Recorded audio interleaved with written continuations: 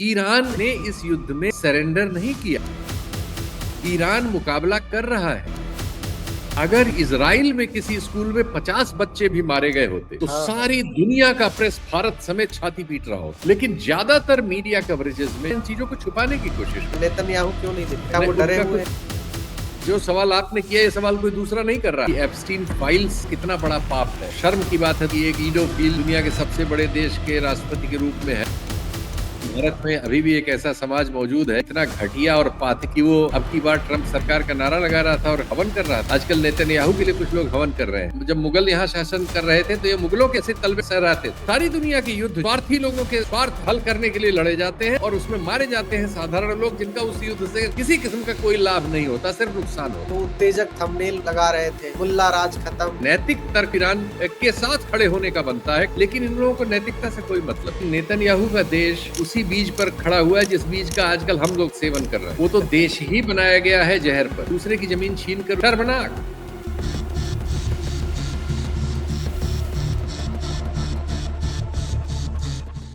देर रात देख रहे हैं कि हमले बढ़ते जा रहे हैं। ईरान की तरफ से भी हो रहा है, इजराइल की तरफ से भी हो रहा है। और डोनाल्ड ट्रंप अपने सोशल मीडिया प्लेटफॉर्म पे बयानबाजी कर रहे हैं। वो क्लेम कर रहे हैं कि ईरान के साथ जो जंग चल रहा है अमेरिका और इजराइल का, वो उस जंग को जीत चुके हैं। देखिए, युद्ध जो होता है उसमें परसेप्शन का बड़ा मतलब होता है। एक तो वो युद्ध है जो लड़ा जा रहा है सचमुच में, जिसमें लोग खतरे में हैं, जाने जा रही हैं, सामानों का नुकसान हो रहा है, बिल्डिंगें गिर रही हैं, मिसाइल बरस रही हैं, बम बरस रहे हैं। दूसरा है कि उसके बारे में जो वर्णन किया जाता है, जो मीडिया के जरिए होता है, और सोशल मीडिया अब उसमें एक बहुत बड़ी भूमिका में आ गया है। इन सबको संयोजित करने वाला जो तंत्र होता है, एक युद्ध वहां चलता रहता है। तो ट्रंप के जिस बयान का आपने जिक्र किया, ये एक्चुअली वो दूसरा वाला जो हिस्सा है, जो परसेप्शन बनाने की लड़ाई भी साथ साथ चलती रहती है, जिससे दूसरे पक्ष का मनोबल तोड़ा जाता है दरअसल, और उसके समर्थकों का मनोबल तोड़ा जाता है। ये उसके तहत है। अब अमेरिका और इजराइल जो है, ये दोनों जो परसेप्शन है दुनिया में मीडिया के अंतर्गत, उसको मेंटेन करने के लिए बहुत सारी चीजें कर रहे हैं। खamenei मारे गए तो उसको बहुत ज्यादा उस तरह से कवरेज मिला जैसे जीत हो ही गई। जो वहां तैयारियां हैं ईरान की रिप्लाई की, उनको थोड़ा सा अंडरमाइन करना, और ईरान के द्वारा की गई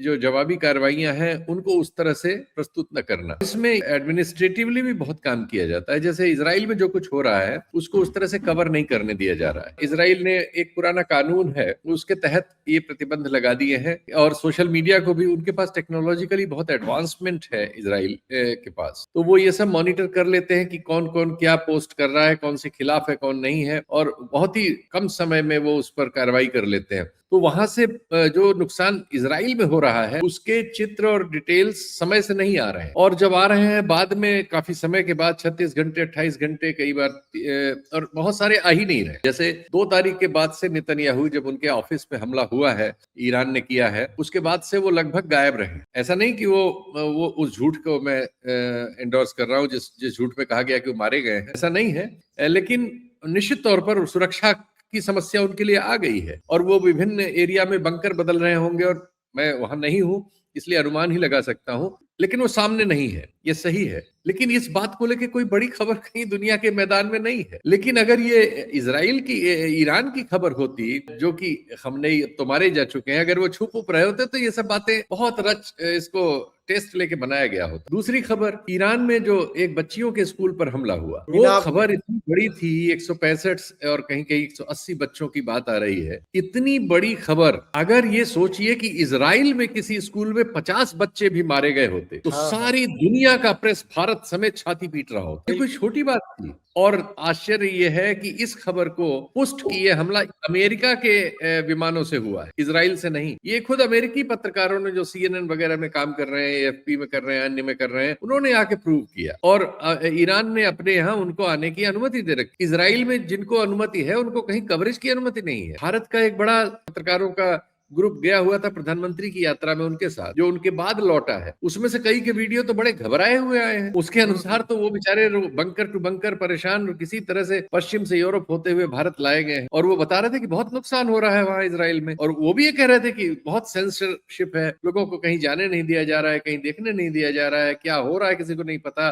किसी से बात नहीं हो पा रही है। और वो वीडियो एक भड़ास.com नाम के पोर्टल से एक इंटरव्यू में एक पत्रकार ने वहां से लौटे बताया, वो बड़ा वायरल भी हो गया। और अन्य का भी ऐसा ही है। तो वहां की जो रियल घटनाएं हैं वो उस तरह से सामने नहीं आ रही। सिर्फ ट्रंप साहब जो अभियान चलाते हैं, जिसके वो पहले ट्वीट कर देते हैं और फिर बयान भी दे देते हैं, आज मैं ये करूंगा, आज ये होगा, वो उन्हें सरेंडर करना होगा, इन सब चीजों पे ज्यादा हम कवरेज पाते। तो ये जो है परसेप्शन वॉर है। वहां का रियल जो मामला है वो ये है कि इसमें कोई शक नहीं कि अमेरिका या इजराइल की जो सैनिक ताकत या जिस क्वालिटी के हथियार उनके पास, जितने वो धनी हैं, जिस तरह से वो समर्थन जुटा सकते हैं दुनिया में, ईरान उसके मुकाबले कहीं नहीं ठहरता। कोई उसका मतलब नहीं है उस तरह से।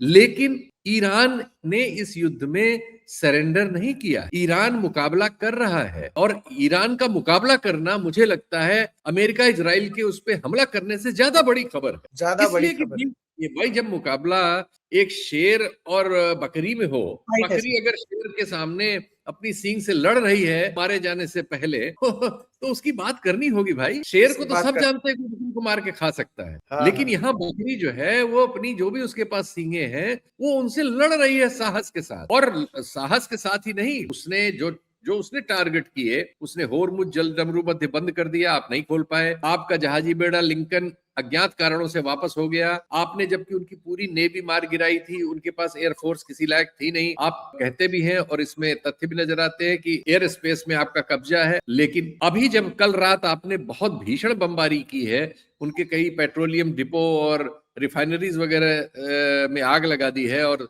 बहुत नागरिक ठिकानों पर भी हमले किए हैं। और आपने कहा था कि बहुत ट्रंप का ही बयान था कि आज रात जो है युद्ध बदल जाएगा और पता नहीं क्या क्या जिस तरह से वो बोलते हैं। लेकिन सुबह से ही खबरें आ रही हैं कि जवाबी हमले में पहले तो कुवैत में अमेरिकी ठिकाने पर हमला हुआ, जिसमें 2 सैनिक मारे गए हैं। अब वो कुवैती है कि अमेरिकी ये नहीं पता चला। और ये इजराइल में कई प्रमुख जगहों पर हमले हुए हैं। इजराइल में उनके प्रधानमंत्री के ऑफिस पे हमला हो चुका है पहले। वहां के बहुत जो मोसाद है उसके हेडक्वार्टर पे हमला हो चुका है। जितने इनके खाड़ी के देश अमेरिका समर्थक हैं और जिनमें अमेरिका के एसेट्स, सुरक्षा और दूसरे लगे हुए हैं, लगभग सब पर हमला हुआ है। इन सारी इलाकों में सारी एम्बेसीज पर हमला हुआ है। ये कोई छोटी बात है? मुझे लगता है कि ये ज्यादा बड़ी बात। लेकिन चूंकि मीडिया का इस तरह से नैरेटिव बनता है, तो अंतरराष्ट्रीय मीडिया की कवरेज, जिसको भारतीय मीडिया का एक बड़ा हिस्सा जो कहते हो निगलता है उसमें, और या झूठ उसके साथ लेपन कर देता है, उसकी वजह से परसेप्शन दूसरी तरह का लगता है। तो अगर युद्ध ये 1 महीने 2 महीने ईरान खींच ले जाता है,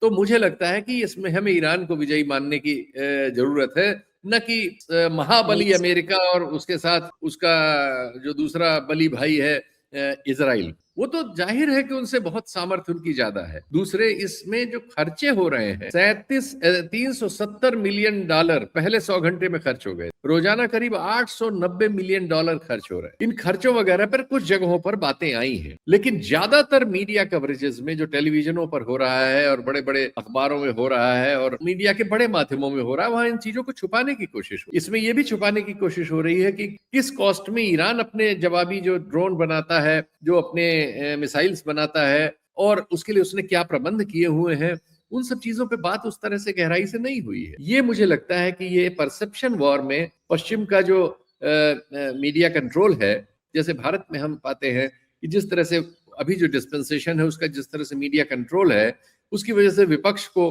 स्पेस नहीं मिलता और बल्कि उसे बदनाम किया जाता है, उसे कमजोर किया जाता है। तो अंतर्राष्ट्रीय फलक पर हम उसी तरह की कार्रवाई उतनी फूहड़ नहीं, हमारे यहाँ बहुत फूहड़ ढंग से होती है, वो चालाकी से भाषा, थंबनेल, वीडियो के चयन इत्यादि के जरिए करते हैं, और वो कर रहे हैं। अमेरिका जो है, ये मीडिया का जो वॉर है, वॉर ऑफ परसेप्शन, वो जीतता नजर आ रहा है। कल का एक ट्वीट था डोनाल्ड ट्रंप का कि कंप्लीट सरेंडर ईरान कर दे, फिर हमारे एलाइज और हम आके वहां को रीबिल्ड करेंगे। मतलब वो कह रहे थे कि मेक ईरान ग्रेट अगेन। वो कहना चाह रहे थे कि ईरान पूरी तरीके से हमारे सामने सरेंडर कर दे, जो भी उनका नुकसान हुआ है हम और हमारे एलाइज मिलके उसको पूरा करेंगे। रिकंस्ट्रक्शन वाला आइडिया बेच रहे थे। लेकिन ऐसा अमेरिका पहले भी इराक में कह चुका है, लीबिया में कह चुका है, अफगानिस्तान में कह चुका है। आपको लगता है कि वो इस तरह की बातें आज तक अमेरिकी जो साम्राज्यवाद है उसने जो कहा उसको पूरा किया? हमें तो नहीं लगता कि किसी भी कंट्री को उसने रीड किया हो। अमेरिका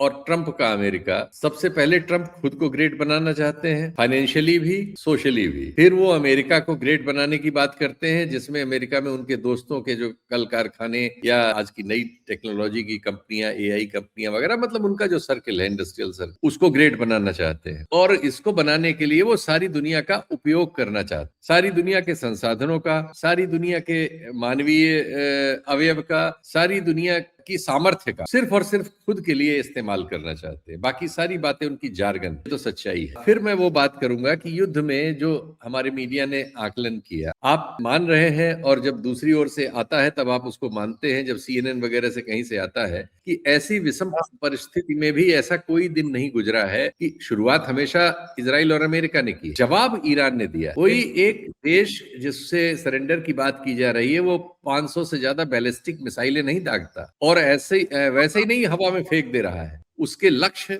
निर्धारित है। उसने अमेजन पर हमला किया, उसने माइक्रोसॉफ्ट पर हमला किया, सारे रडार जितने थे इनके और जितने मिसाइलों से सुरक्षा करने वाली प्रणालियां थी उन पर हमला किया। उसने असंख्य ड्रोन दागे, और इसके बावजूद, ये कहने के बावजूद कि तमाम घोषणाएं इजराइल और अमेरिका की ओर से खासकर हुई हैं, जिनमें दावे किए गए हैं कि उन्होंने पूरा उनका जो मिसाइलें छोड़ने वाले उपकरण हैं वो सब तबाह कर दिए हैं, ठिकाने तबाह कर दिए हैं, हवाई अड्डे तबाह कर दिए हैं, हवाई जहाज तबाह कर दिए हैं, ये सब कहने के बावजूद हर हमले के जवाब में वो हमला करते हुए हमें मिल रहे हैं। और अभी कोई जमीन पर बूट लेके नहीं आया है, और ईरान की लीडरशिप कहीं से नहीं कह रही कि वो सरेंडर करने जा रही है, बल्कि उसने ऐसा लगता है कि पूरी चीजें डिसेंट्रलाइज कर ली है, और उनकी विभिन्न टुकड़ियां विभिन्न जगहों से हमें लड़ती हुई मिल रही हैं, और जो भी नुकसान उसका हुआ है ये उसको उस स्थिति में नहीं पहुंचा पाया है कि वो सरेंडर कर। तो ये जो परिस्थिति है, इसको इसी तरह से अगर परसेप्शन बनाने वाले माध्यम व्यक्त करें तो चीजों में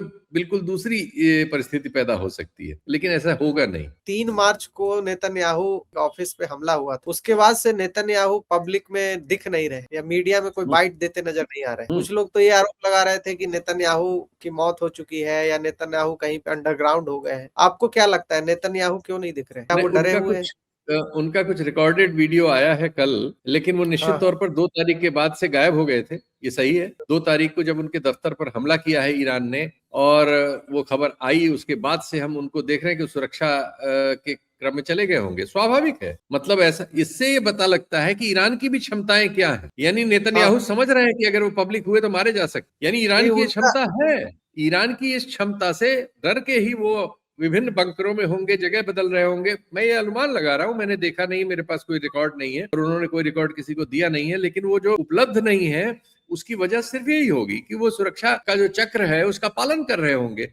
ऐसी परिस्थिति में करना पड़ता है। तो यही ईरान की ये सामर्थ्य है, जिसका जो सवाल आपने किया, ये सवाल कोई दूसरा नहीं कर रहा है। एक्चुअली ये सवाल मीडिया में होना चाहिए था। 6 दिन से अगर वो गायब है 2 तारीख के उनके दफ्तर के हमले के बाद से, तो ये सवाल एक छोटा सा यूट्यूब चैनल चलाने वाले शशांक पूछ रहे हैं, ये दुनिया की मीडिया को पूछना चाहिए था। ये तुम्हारे कार्यक्रम की जो बेसिस है तो उसको कंफर्म करता है कि ये जो सवाल बड़े हैं उनको छोटा कैसे कर दिया जाता है। जैसे ईरान का एक ड्रोन क्षतिग्रस्त हो गया, 2 तारीख की बात है, तो उस तारीख को ब्रेकिंग न्यूज था सब जगह, और अमेरिका ने 87 लोगों को एक पनडुब्बी में जो लड़ाई नहीं कर रहे थे, एक शांति एक प्रोग्राम से लौट रहे थे, उनको मार दिया। इसकी कोई आलोचनात्मक स्टोरी उस तरह से नहीं आई। 180 बच्चियां मार दी गई, इसको लेके पूरे मीडिया में उस तरह से प्रतिरोध, मतलब एक मानवीय प्रतिरोध होना ही चाहिए था, वो नहीं हुआ, बल्कि उसको सबको धीरे धीरे छुपाने और एक दूसरे पे मढ़ने की कोशिश की गई। अगर ये सोचिए कि ये घटना तेल अवीव में हुई होती, जो तेहरान में हुई बच्चियों वाली, या तो पश्चिम में कहीं हो जाए, तो क्या हो रहा, सारी दुनिया फट पड़ेगी भाई। हाँ, ये जो कहते हैं कि हम सिविलियन को टारगेट नहीं करते, इन्होंने इतने सारे सिविलियन स्पॉट्स को टारगेट किया है तेहरान में, एक से एक के बाद एक वो मिसाइलें दाग रहे हैं। इन्होंने इराक युद्ध में करीब 10 लाख लोगों को या मारा या घायल किया। 1.5 लाख से ज्यादा, 1,65,000 तो रिकॉर्ड पर इराकी मरे हैं। और इसके बाद युद्ध से होने वाली जो और समस्याएं होती हैं, घायल होने के बाद और अन्य बीमारियों से और तमाम तरह के नुकसान होते हैं, उनसे लोग मारे गए। 1 लाख के आसपास लीबियन मारे गए, अभी तक वहां हिंसा चल रही है। हजारों जो है सीरिया में मारे गए। वियतनाम वगैरह की सब कैलकुलेशन करना शुरू होगा, और लैटिन अमेरिका के तो हर देश में इन्होंने कई कई बार सत्ता परिवर्तन के लिए हिंसा की है। क्लैंडस्टाइन ऑपरेशन इनके दुनिया भर में CIA चलाता रहता है, उस सबको तर्क देते हैं के द्वारा लोगों के खिलाफ किए गए अन्याय का तो मतलब कोई बात ही नहीं हो सकती। इतना किया है इन्होंने कि द्वितीय विश्व युद्ध में जितना हुआ होगा उससे ज्यादा लोगों को अब इन्होंने नुकसान कर दिया है इस सारी दुनिया में, और अभी भी कर रहे हैं और करते रहेंगे। अभी तो दुनिया का जिस तरह से इन लोगों ने बंटवारा कर लिया है दुनिया की सामर्थ्य का, उसमें अभी ये समस्या दुनिया में लंबे समय तक रहने वाली है। जी। लेकिन ट्रम्प के बारे में कहा जा रहा है कि एक साथ उन्होंने 3 फ्रंट खोल रखे हैं, उधर वेनेजुएला में खोल रखा, अभी क्यूबा हो गया है, ईरान में चल ही रहा है। आपको लगता है कि अमेरिकन टैक्स पेयर खतरे में नहीं है? टैक्स पेयर का ही पैसा जाएगा, खर्च बहुत हो रहा है युद्ध में। नहीं, ये इस समय तो जो युद्ध कर रहे हैं उसके लिए कुछ आलोचक कहते हैं, और हो सकता है वो सत्य हो, कि एप्स्टीन फाइल्स से जो समस्या पैदा इनके लिए राजनीतिक रूप से हो गई है, जिसमें इनका अब तो नाम आ गया है, एक विक्टिम के बयान सब जगह चल रहे हैं, कुछ वीडियोस चल रहे हैं, कुछ कॉन्कॉक्टेड, इस समय बहुत बुरी तरह से उस मामले में ये घिरे हुए हैं। और वो तो कितना बड़ा पाप है, ये तो शर्म की बात है दुनिया के लिए कि एक पीडोफिल जो है दुनिया के सबसे बड़े देश के राष्ट्रपति के रूप में है, न उनका देश अभी उसके बारे में कुछ कर पाया है न दुनिया। ये तो बहुत ही शर्मनाक स्थिति है। जो तथ्य सामने आए हैं वो उनसे तो क्या कहा जाए। ये तो दुर्भाग्यपूर्ण है कि भारत में अभी भी एक ऐसा समाज मौजूद है, इतना घटिया और पातकी समाज है कि वो अब की बार ट्रंप सरकार का नारा लगा रहा था और हवन कर रहा था हमारे यहाँ। आजकल नेतन्याहू के लिए कुछ लोग हवन कर रहे हैं। ये ऐसे लोग हैं, ये मतलब इनको क्या कहा जाए, जो जब मुगल यहाँ शासन कर रहे थे तो ये मुगलों के ऐसे तलबे सहराते थे, उनके लिए कविता सुनाते थे, उनको ज्योतिष बताते थे, उनके पैर छूते थे और उनसे जमीन जायदाद लेते थे। जो भी राजा होता है, जो भी ताकतवर होता है, ये लोग उसके लिए गाना गाने लगते हैं इसी तरह के। और ऐसे लोग, इनको शर्म भी नहीं आती इस तरह के बच्चियों के हत्यारे, बच्चियों के साथ इस तरह के अपराध करने वालों को ये सब उनके लिए हवन करते हैं। इन्होंने तो मतलब इस धर्म को अपवित्र कर दिया है। ये धार्मिक नहीं है। इन्होंने धर्म की जो भी नैतिक मान्यता है उसको खंड खंड कर दिया। शर्मनाक। एक सवाल ये बन रहा है सर कि जो कि मतलब वॉर क्राइम्स को रिपोर्ट कर रहे हैं, या जो मतलब सिविलियन टारगेट्स जो बन रहे हैं, या सिविलियंस पे जो हमला हो रहा है, जो नुकसान हो रहा है ह्यूमैनिटी का, उस पे भी सवाल खड़े कर रहे हैं। इजराइल में एक हारेट्स नाम का अखबार है जो हमेशा से गाजा में जो इंटरनेशनल लेवल पे जो ह्यूमन राइट्स वायलेशन हो रहे हैं उन सबको वो रिपोर्ट करता है, और कहीं ना कहीं ये नेतन्याहू और इजरायली डिफेंस फोर्सेस के रडार पे रहता है वो अखबार। देखिए, CNN वहां का है, हारेट्स जो आपने नाम लिया इजराइल का है, BBC लंदन का है, सब दुनिया भर के ऐसे लोकतांत्रिक बड़ा प्रेस है, गार्डियन वगैरह है, जो वैसे आइडियोलॉजिकली आप कह सकते हैं कि वो उन देशों के से ही है जो देश इस युद्ध में अमेरिका के या तो साथ हैं या प्रत्यक्ष या परोक्ष रूप से। इजराइल और अमेरिका तो साथ, लेकिन उनका मीडिया युद्ध के दौरान भी अपने देश के शासकों के द्वारा की गई गलतियां और युद्ध में हो रही गलतियों को एक्सपोज करने के लिए तेहरान में भी मौजूद है, यरूशलेम में भी मौजूद है, न्यूयॉर्क में भी मौजूद है और कर रहा है। भारत में अगर इस तरह से जब पाकिस्तान से युद्ध चल रहा था कोई पत्रकार क्वेश्चन करता तो उसको तुरंत जो है जेल वेल जाना पड़ता। ये फर्क समझिए जरा। वहां कोई देशभक्ति का बैरियर लगा के ये नहीं कर सकता कि आप ये मतलब जाके तेहरान में रिपोर्टिंग कैसे कर रहे हैं। देखिए, अमेरिकी पत्रकारों ने ही साबित किया कि अमेरिका के हमले में वो 165 या 180 बच्चियां मारी गई, ये उन्हीं लोगों ने साबित किया, ये और युद्ध के दौरान साबित किया। हमारे यहाँ ऐसा वातावरण बना देते हैं कि कोई जो गलत हो रहा हो उसको गलत को भी गलत कहने नहीं देते। भारत में आप सोचिए क्या वातावरण इन लोगों ने बना दिया, किसी भी युद्ध के या इस तरह देशभक्ति से को जोड़ देते हैं, जबकि ये सब कुछ नहीं है। सरकारों के फैसले होते हैं और उसमें साधारण लोग कुर्बान किए जाते हैं, चाहे सैनिक के रूप में